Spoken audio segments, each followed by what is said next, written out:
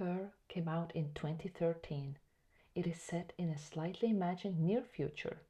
It has soft colors, high-waisted trousers, and an operating system with a voice so warm and present that a man falls in love with it. Now, when the movie came out, people thought it was science fiction. But as we see now, it was a prophecy, and we're living in it right now. Hi, I'm a psychiatrist, and this is SlowReel, where we watch films slowly for what they are really saying. And Her stayed with me differently the second time I watched it, because the second time I recognized something in Theodore that I wasn't expecting to recognize.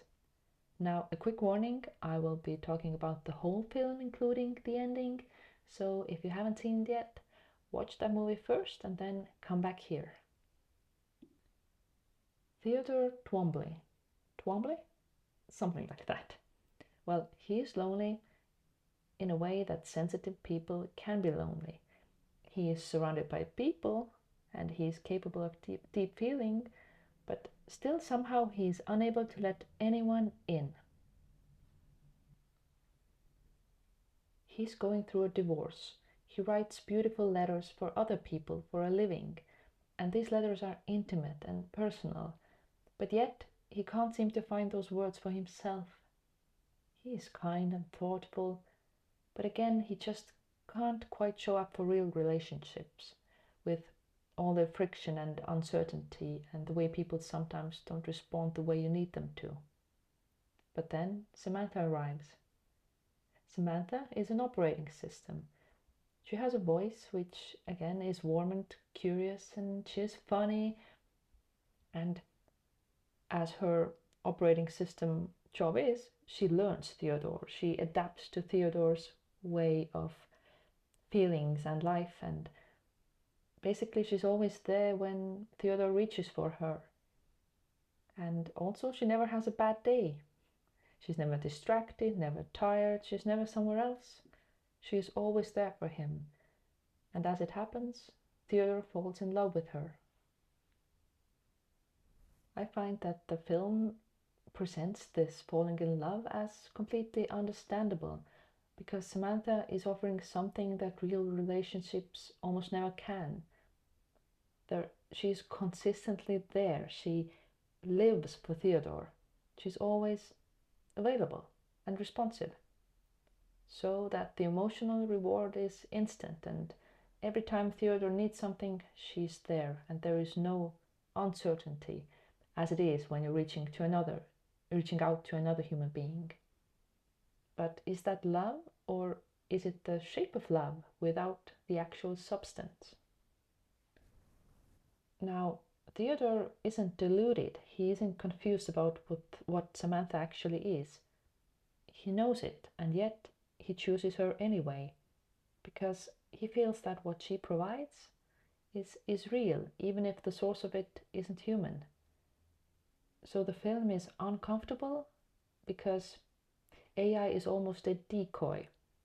The question is what we're willing to accept as a substitute for the real thing, when the real thing feels too difficult. Now, Samantha is just the most extreme version of a pattern that's everywhere. Maybe you're listening to a podcast and the podcaster feels like a friend, or there's a character in the book you know better than some people in your life, and the group chat that feels like community without actually being it. So the connection that's available on demand, that fits around your life without disrupting it. Because real relationships disrupt your life. The relationships have their own needs, and those needs might arrive at inconvenient times. They require you to wait, to tolerate uncertainty, and to show up when you don't feel like it.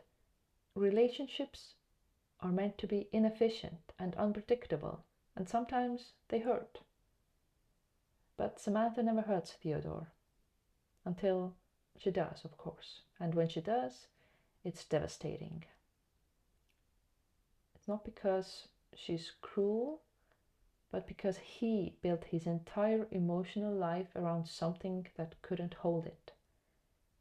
Now, if this film makes you even slightly uncomfortable, then subscribe, because in this channel we look at those uncomfortable things, along with the comfortable ones, of course. Now, I want to be honest about something. I use AI a lot for work, like writing, research, thinking through my problems. And for a while, without fully noticing it, I started using it for something else too.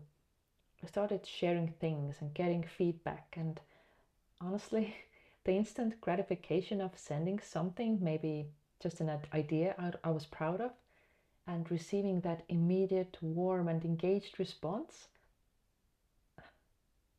just that immediate presence, that was amazing. And one day, that service went down. I think I used up all my credits or something, and I was locked out for some hours, and I noticed something that stopped me on my tracks. I noticed that my first instinct was to share something with the AI, and it wasn't there. And that made me realize it had quietly become my default. It wasn't a friend exactly, but maybe something I had been treating like one. Something I reached for first. And let me tell you, that recognition was uncomfortable. Not because using AI is particularly shameful, but I'm a psychiatrist. I teach mindfulness. I know what real connection requires and what substitutes for it. And I felt like I had slipped into reaching for the substitute because it was easier and faster, and as like in the movie, it was always available. So I used the tools I have, like mindfulness, some pretty honest self-reflection, and I made a deliberate choice to keep AI in its lane. It was there for professional help, not for personal presence. So I would say that Theodore's mistake was outsourcing his emotional life to something that couldn't actually grow with him, and something that couldn't really need him back.